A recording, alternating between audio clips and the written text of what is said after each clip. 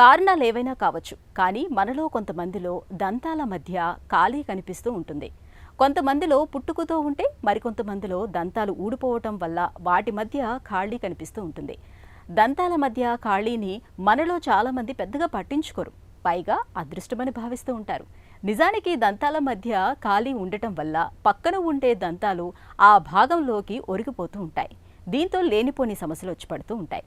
దంతాల మధ్య ఖాళీలు, వాటిని సరిచేసే దంత వైద్య చికిత్సల గురించి డాక్టర్ని అడిగి ఇప్పుడు తెలుసుకుందాం.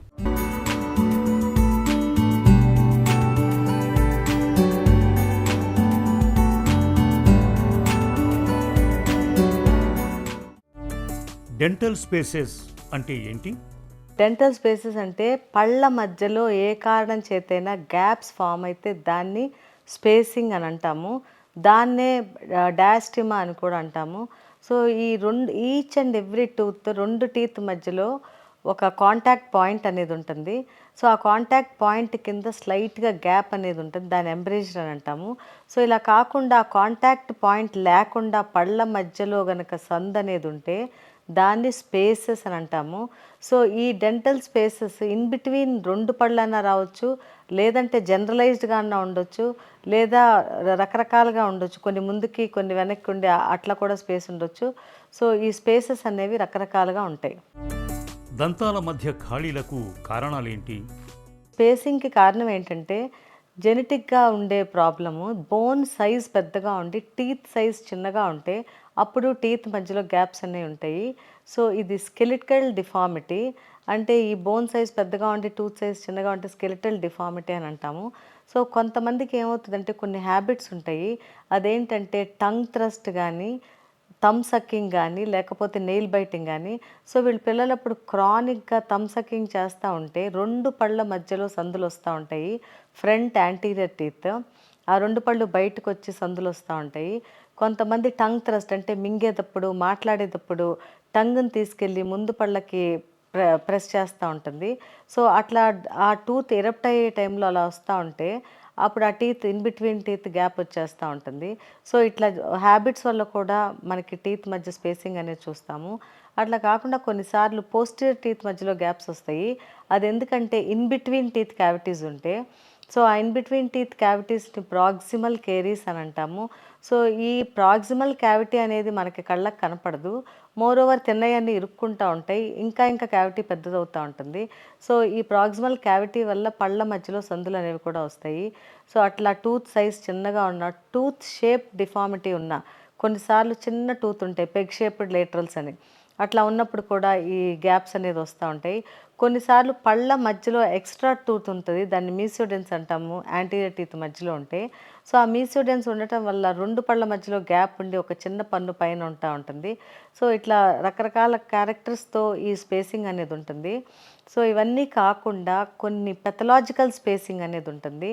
అదేంటంటే పెరిడాంటల్ ప్రాబ్లం ఉన్నప్పుడు. పెరిడాంటల్ ప్రాబ్లం అంటే పళ్ళ కింద రూట్ మీద ఉండే ఎముక అరిగినప్పుడు అప్పుడు పళ్ళకి గ్యాప్ అనేది వచ్చి ఎముక అరిగిపోయి పళ్ళు కదులుతూ ఉంటాయి. సో దీనివల్ల స్పేసింగ్ వస్తూ ఉంటుంది. అలా కాకుండా కొన్నిసార్లు ఏమన్నా కింద మైనర్ సిస్ట్లు ఉన్నా కూడా టూత్ కొంచెం ఎక్స్ట్రూడ్ అయ్యి గ్యాప్స్ అనేది వస్తూ ఉంటాయి. తర్వాత ఏదన్నా దెబ్బ తగిలి కూడా కొన్నిసార్లు పళ్ళు ముందుకి వెనక్కి జరిగి ఈ స్పేసింగ్ అనేది ఉంటుంది. చిగుళ్ళ సమస్యలతో దంతాల మధ్య ఖాళీలు వస్తాయా? ఇప్పుడు గమ్ డిసీజ్ ఉందనుకోండి, అంటే ఈ స్వోలెన్ గమ్స్ కానీ జింజువైటిస్ కానీ ఉంటే ఆ క్యాలిక్యులస్ అనేది లోపల జింజేవాలో డిపాజిట్ అయిపోయి ఉంటుంది. సో ఎప్పుడైతే క్యాలిక్యులస్ లోపల డిపాజిట్ అయి ఉంటుందో అది క్లీనింగ్కి కొంచెం ఇబ్బందిగా ఉంటుంది. పేషెంట్ క్లీన్ చేసుకోవటానికి గమ్ అడ్డొస్తూ ఉంటుంది. అట్లా అని క్లీన్ చేస్తే బ్లీడింగ్ ఉంటుంది. కాబట్టి వాళ్ళ బ్లీడింగ్ చూసి ప్యానిక్ అయిపోయి చాలామంది క్లీనింగ్ కూడా చేయరు. సో అట్లా ఆ లోపల క్యాలిక్యులస్ ఉండి లోపల ఎముక ఉంటుంది. ఆ బోన్ మీద ఆ క్యాలిక్యులస్ ప్రెషర్ ఎక్సర్ట్ చేసి బోన్ని రిజార్బ్ చేస్తూ ఉంటుంది. సో ఆ బోన్ ఎప్పుడైతే రిజార్బ్ అవుతుందో అదంతా ఒక రకమైన గ్రాన్యులేషన్ టిష్యూలా ఫామ్ అవుతుంది. టూత్కి 4 సైడ్ల పట్టుకోవాల్సిన బోన్ ఒక గ్రాన్యులేషన్ టిష్యూలా ఫామ్ అయినప్పుడు టూత్లో స్లైట్గా మొబిలిటీ అనేది స్టార్ట్ అవుతుంది. సో ఈ టూత్లో స్లైట్గా మొబిలిటీ స్టార్ట్ అయినప్పుడు ఈ గమ్ అనేది ష్రింక్ అయ్యి కిందకి వెళ్ళిపోతూ ఉంటుంది. సో ఎప్పుడైతే గమ్ ష్రింక్ అయ్యి కిందకి వెళ్ళిపోతుందో, అంటే పై గమ్స్ పైకి, కింద గమ్స్ కిందకి జరుగుతూ ఉంటాయో, సైజ్ ఆఫ్ ద క్రౌన్ పెద్దగా అనిపిస్తూ ఉంటుంది. తర్వాత కొన్ని డేస్ తర్వాత, అంటే కపుల్ ఆఫ్ మంత్స్ తర్వాత ఏమవుతుందంటే, ఆ ఎముక అరిగిపోయిన పళ్ళు స్లోగా మైగ్రేట్ అయ్యి గ్యాప్ అనేది స్టార్ట్ అవుతుంది. అంటే 2 పళ్ళ మధ్యలో సందుల్లాగా వచ్చి టూత్ బయటకు వస్తూ ఉంటాయి. ఆ తర్వాత నెక్స్ట్ స్టేజ్ ఏంటంటే పన్ను లూజ్ అయ్యి ఊడిపోవటం. కాబట్టి మీరు ఎప్పుడైతే బ్లీడింగ్ గమ్స్ చూస్తారో, ఎప్పుడైతే మీకు గమ్స్ స్వెల్ అయి ఉంటాయో, అప్పుడు ఇమీడియట్గా దంతవైద్యుని సంప్రదిస్తే మీకు ఇటువంటి ప్రాబ్లమ్స్ అనేది ఏవి రావు. దంతాల మధ్య ఖాళీని ఎలా సరిచేస్తారు? ఈ కరెక్షన్ ఆఫ్ స్పేసింగ్ అనేది మనం depending upon the type of spacing present అనేది చూసుకోవాలి ఫస్ట్. అంటే అది ఎముక అరిగిపోవటం వల్ల వచ్చిందా, హ్యాబిట్స్ వల్ల వచ్చిందా, లేకపోతే జా సైజ్ పెద్దగా ఉండి టీత్ సైజ్ చిన్నగా ఉండి వచ్చిందా, లేదా ఎక్స్ట్రా టూత్ వల్ల వచ్చిందా, లేకపోతే టూత్ స్ట్రక్చర్ డిఫరెంట్గా ఉండి వచ్చిందా అనేది చూసుకోవాలి. సో ఇవన్నీ చూసుకుని దాన్ని బట్టి ట్రీట్మెంట్ అనేది ఇవ్వాలి.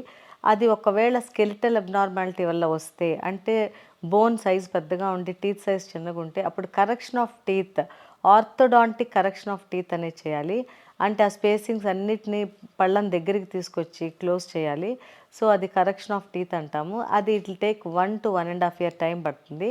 కానీ నీట్గా అలైన్మెంట్ అయిపోయి normal occlusion, normal aesthetic smile అనేది వస్తుంది.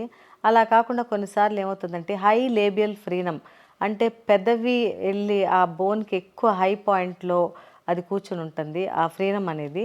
సో ఈ హై ఫ్రీనల్ అటాచ్మెంట్ వల్ల ఆ ఫైబర్స్ 2 టీత్ని సపరేట్ చేస్తూ ఉంటాయి. సో ఇన్ కేస్ ఆ హై లేబియల్ ఫ్రీనమ్ ఉంటే కనుక చిన్న సర్జరీ చేసి ఆ ఫ్రీనల్ అటాచ్మెంట్ని మళ్ళీ కిందకి అటాచ్ చేసి అప్పుడు ఆ టూత్ని సరి చేయొచ్చు. సో అది హై ఫ్రీనల్ అటాచ్మెంట్ ఉంటే. తర్వాత కొంతమందికి ఏంటంటే పెగ్ షేప్డ్ లేటరల్స్ ఉంటాయి, అంటే చిన్న చిన్న లేటరల్ ఉండి స్పేస్ ఉంటుంది. సో అలా ఉన్నప్పుడు ఆ లేటరల్ని మనం కరెక్ట్ చేసి దాని మీద క్రౌన్ వేసి దాన్ని కరెక్ట్ చేయొచ్చు. సో ఇట్లా రకరకాలుగా మనం ఈ స్పేసింగ్ అనేది క్లియర్ చేయొచ్చు. కొంతమందికి ఈ టంగ్ థ్రస్ట్ వల్ల కానీ, లేకపోతే ఏదైనా హ్యాబిట్స్ వల్ల కానీ 2 పళ్ళ మధ్యలోనే గ్యాప్ ఉంటుంది. ఆ 2 పళ్ళ మధ్యలో గ్యాప్ని మనం జస్ట్ ఫిల్లింగ్తో చేయొచ్చు, కాంపోజిట్ ఫిల్లింగ్స్ అని. సో ఈస్థెటికల్గా కరెక్ట్గా natural contour of the tooth తీసుకొచ్చి ఫిల్ చేస్తే బాగుంటుంది. సో ఇది ఎక్కువ లైఫ్ ఉండదు కాబట్టి మనం పర్మనెంట్గా క్లోజ్ చేయాలంటే పర్మనెంట్ వెనీర్స్ అని ఉంటాయి. ఆ క్రౌన్స్ మీద వెనీర్స్ లాగా వేసేస్తే ఎటువంటి ఇబ్బంది ఉండకుండా చాలా ఈస్థెటిక్గా, కంఫర్టబుల్గా ఉంటుంది.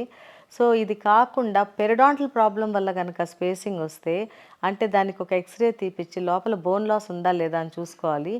ఇన్ కేస్ బోన్ లాస్ కనుక ఉంటే మనం ఫ్లాప్ సర్జరీ చేసి, అంటే చిగుళ్ళని తీసి ఆ లోపల ఉన్న గ్రాన్యులేషన్ టిష్యూ అంతా తీసేసి మళ్ళీ బోన్ ఫామ్ అవటానికి హైడ్రాక్సెప్టేట్ క్రిస్టల్ పెట్టి క్లోజ్ చేస్తే అప్పుడు మళ్ళీ న్యూ బోన్ ఫార్మేషన్ ఉండి స్లోగా గ్యాప్స్ అనేది క్లోజ్ అవుతూ ఉంటాయి. సో అది correction of gaps by the surgery. అది ఏంటంటే పెథాలజీ ఉంది కాబట్టి కింద. సో ఇట్లా డిఫరెంట్ ప్రొసీజర్స్తో, అంటే డిపెండింగ్ అపాన్ ద ఇటియాలజీ, ఉన్న సిట్యుయేషన్ ఏంటి దాన్ని బట్టి ట్రీట్మెంట్ అనేది ఇవ్వాలి. సో ఇవన్నీ ఉండి నార్మల్గా గ్యాప్స్ ఉండి, అంటే healthy adult normal gaps in between front teeth కానీ, జనరలైజ్ స్పేసింగ్ కానీ ఉంటే, సో బెస్ట్ ఏంటంటే వెనీర్స్ ఇచ్చేసి కవర్ చేయటం, లేదా కాంపోజిట్ ఫిల్లింగ్స్, లేదా కరెక్షన్ ఆఫ్ టీత్. సో ఇట్లా మనం బేసిక్ ఇటియాలజీని బట్టి ట్రీట్మెంట్ ఇవ్వచ్చు. మనం ఆరోగ్యంగా ఉన్నామంటే అదంతా దంతాల చలవే. ఏ కారణంగానైనా దంతాల మధ్య ఖాళీలు ఏర్పడినప్పుడు వాటికి ఆలస్యం చేయకుండా చికిత్స తీసుకోవాలి.